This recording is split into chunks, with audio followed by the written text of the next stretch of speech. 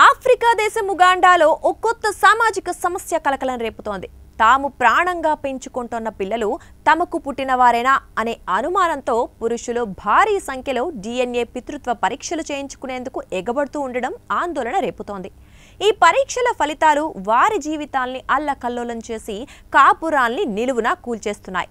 ప్రస్తుతం ఉగాండాలో ఈ ధోరణి ఏ స్థాయికి వెళ్ళిందంటే సాక్షాత్తు ప్రభుత్వమే రంగంలోకి దిగి గుండె ధైర్యం ఉంటే తప్ప ఈ పరీక్షలకు వెళ్ళొద్దు అని సలహాలు ఇవ్వాల్సిన పరిస్థితి ఏర్పడింది. ఇటీవల కంపాలాలోని ఓ సంపన్న విద్యావేత్త కేసు దేశవ్యాప్తంగా ప్రకంపనలు సృష్టించింది.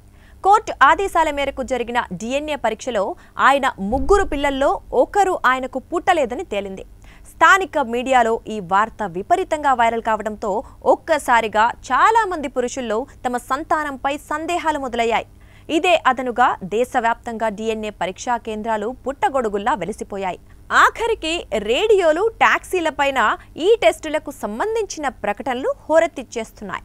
మరోవైపు ఉగాండా అంతర్గత వ్యవహారాల మంత్రిత్వ శాఖ ప్రతినిధి సైమన్ పీటర్ ప్రకారం DNA పరీక్షలు చేయించుకుంటున్న వారిలో 95% మగాళ్లే ఉంటున్నట్లు నివేదికలు చెబుతున్నాయి. దీనికి తోడు ఈ పరీక్షల్లో 98% మందికి పైగా ఫలితాలు తాము ఆ పిల్లలకు బయోలాజికల్ ఫాదర్స్ కారని నిర్ధారిస్తూ ఉండడం ప్రకంపనలు సృష్టిస్తున్నాయి. దీంతో కుటుంబాలు విచ్ఛిన్నమై ఎన్నో ఏళ్ల బంధాలు తెగిపోతున్నాయి. దీంతో ఈ సంక్షోభాన్ని చక్కదిద్దేందుకు మత పెద్దలు, తెగల నాయకులు రంగంలోకి దిగుతున్నారు. స్థానిక గిరిజన నాయకుడు మోసెస్ కుటోయ్ వంటి సంప్రదాయ పెద్దలు కూడా ఇదే అభిప్రాయాన్ని వ్యక్తం చేస్తున్నారు.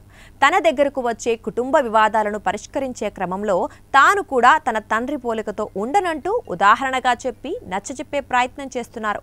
అలాగే ఇలా పిల్లల పితృత్వాన్ని శంకించడం పూర్వకాలంలో పెద్ద నేరమని జరిమానా కూడా విధించేవారంటూ గుర్తు చేస్తున్నారు. ఈ వివాదాలు ఎక్కువగా ఆస్తి పంపకాలు, విడాకుల సమయంలోనే జరుగుతున్నట్లు సమాచారం.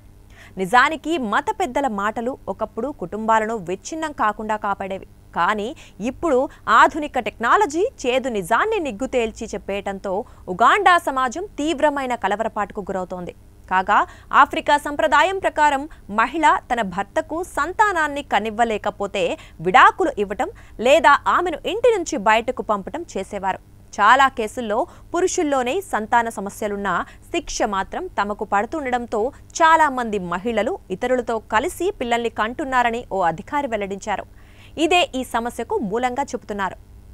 సాక్షి టీవీ ప్రసారాలను నిలిపివేయటం చట్టరీత్యా నేరం.